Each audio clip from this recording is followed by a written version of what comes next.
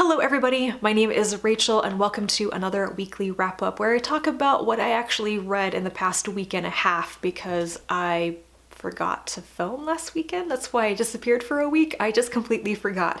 It's been a while since I forgot to film. It's my my Sunday morning ritual, so I don't know how I missed that one. But anyway, I think last weekend was just too short. I had too many things to do and my mind was off in other places. So at the end of February, I finished reading a whole bunch of things and I'm going to try to get through most of them today. The first three are the last three books in the Chrestomanci series that I reread. They are Mixed Magics, The Magicians of Caprona, and the very last book, The Pinho Egg, and I am actually going to talk about these in a separate video. I figured I was going to be very rambly about them and about the Chrestomanci series overall and my favorite and least favorite things, so I filmed that separately. And that's probably good. It's probably going to be a long video. And everything else, we'll see how much I have to say about them because I read a lot of stuff that isn't exactly usual for me, like romance and poetry and not that much SFF, so let's get into that. First up is the romance and contemporary YA category, and I don't think I've ever said contemporary YA on this channel before. More on that in a second. So firstly, I read The Kiss Quotient by Helen Hoang, which is one of those really popular romance novels from 2018, and I've seen a ton of people on BookTube talk about this, and I really wanted to check it out because the premise just sounded interesting and I was in the mood for a book like this. So it is about a 30-year-old woman named Stella who has autism, and she hires a male escort named Michael to teach her to be better at sex because she thinks that that is her problem with dating and relationships, and her mother has recently started pressuring her for grandbabies. And as you might expect, because it's romance, it gets hot and steamy very fast, and Stella and Michael start falling for each other while he's being paid to have like a fake relationship with her. And I really enjoyed it. It probably says a lot that I read this entire book in 3 hours right after waking up on a Saturday morning, before I had tea and before I had breakfast, and both of those things are really important to me in the morning. I was just completely absorbed in this book. What more can I say about it than that, really? I really enjoyed it. I will probably read the sequel, which I think will also feature a main character with autism, but a man. I think he is Michael's cousin. So yeah, I'll probably read that one as well. The only thing that jarred me a little bit in this book is the same thing that I think other people have criticized it for a little bit, is Michael seems to very quickly display some kind of aggressively possessive feelings about Stella.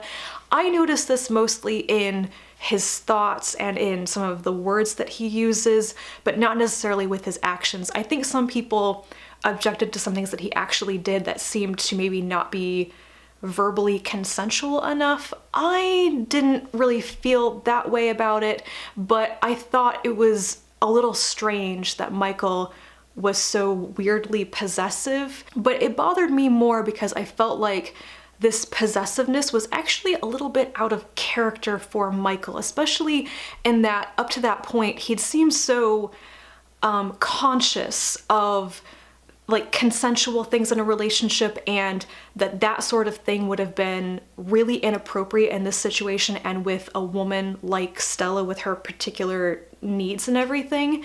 It felt like something should have been cut because it wasn't quite in character with how at least I was interpreting the character to be. So I don't know, but I will still probably read the next book because this one was really good fun.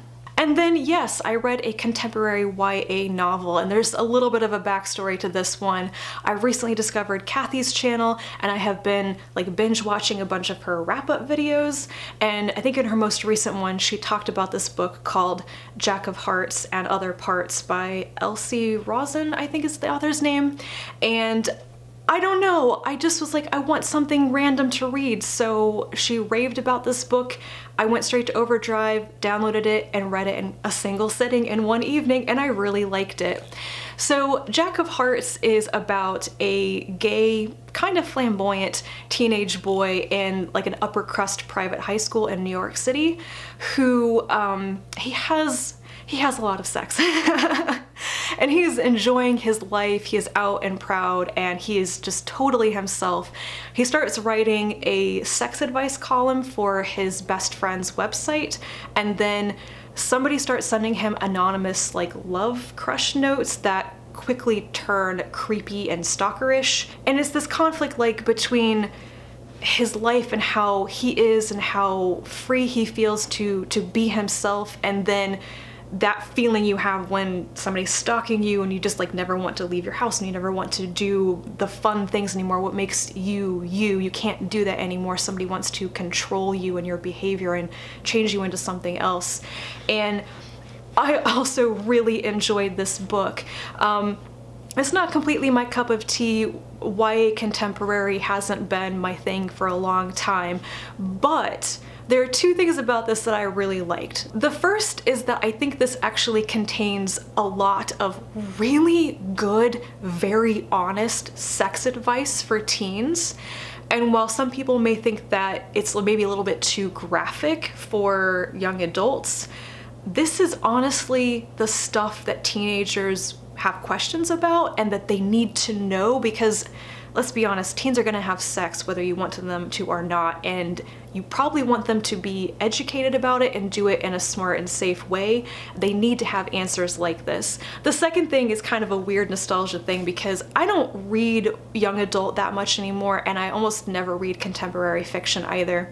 But way back in the day, in my early teens, I read a lot of YA contemporary, and I had this huge soft spot for young adult stories that were written in like letters and emails and media like that, text messages and stuff.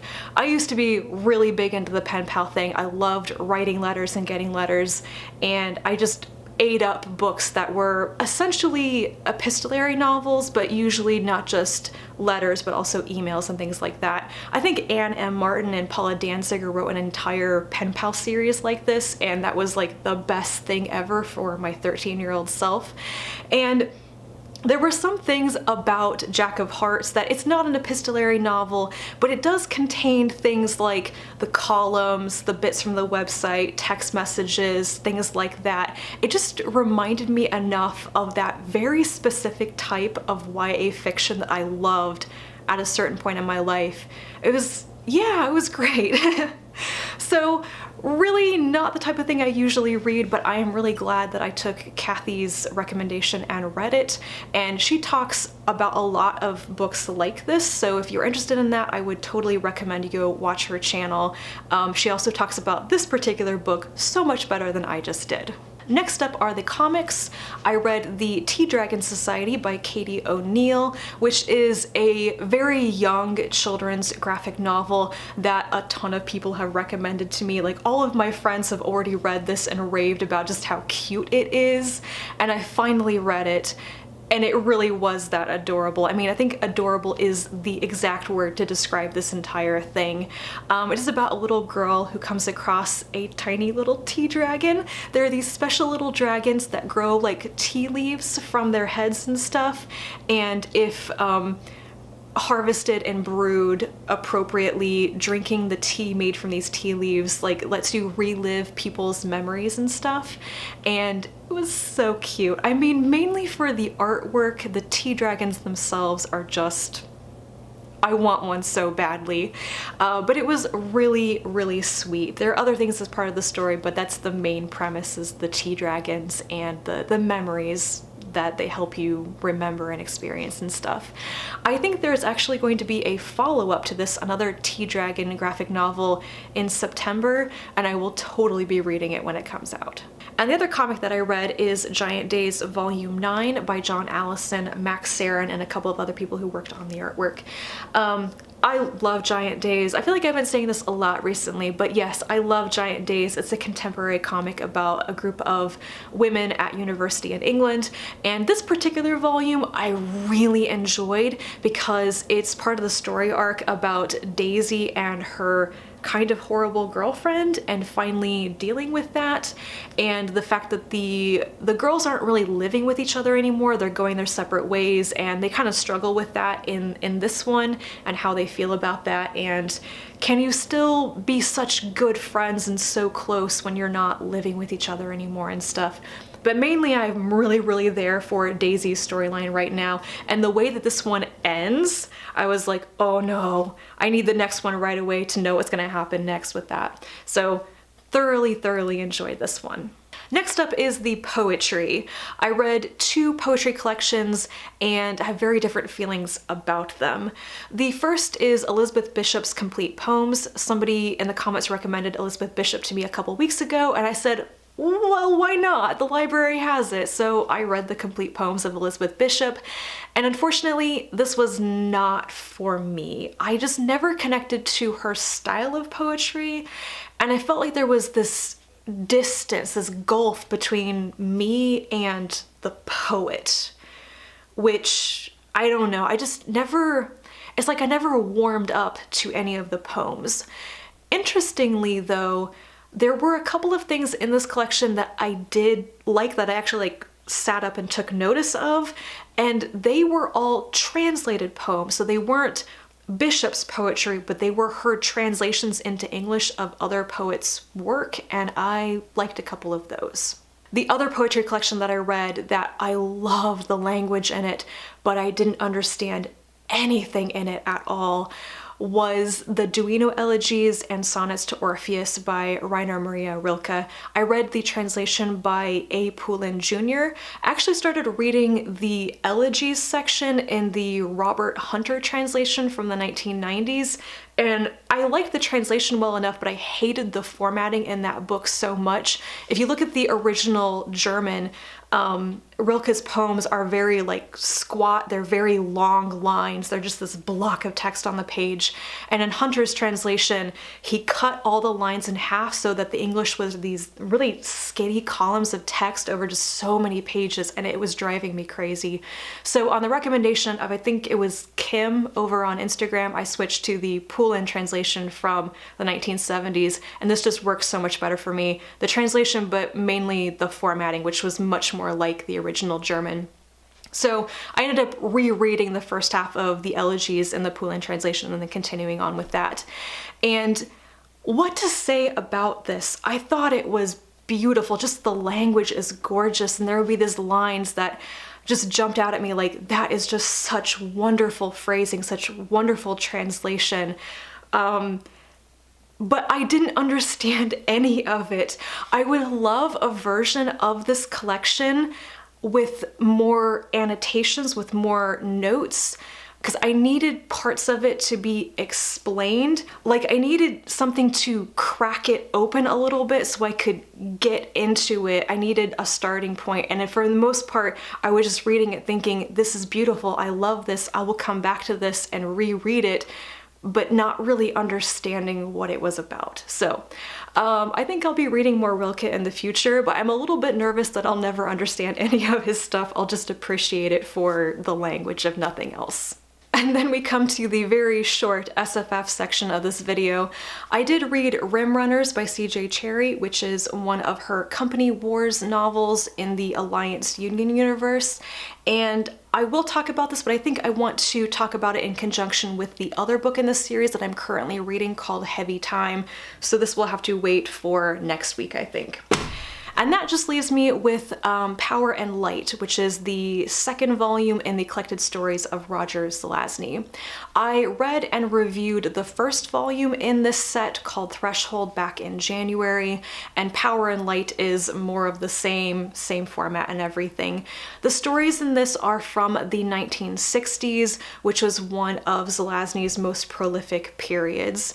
I don't really have much to say about this volume though. A bunch of the stories were just okay for me, and there were a couple, the first 4 Dilvish stories, that I actively disliked. I found them to be so boring. I bounced off of them so hard.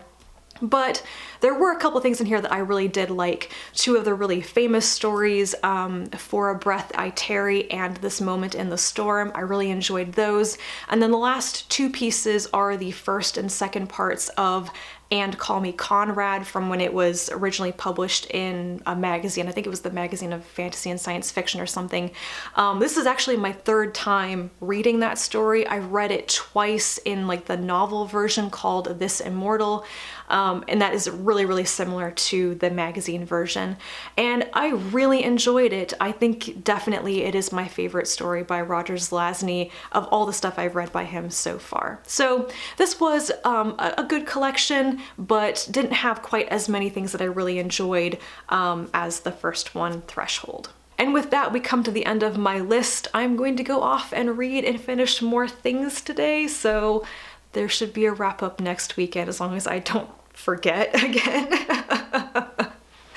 So let me know if you have read any of these, or if you want to, leave me your thoughts in the comments down below. I'll be back to talk to you again very soon because I have videos pre-filmed now. And until then, bye.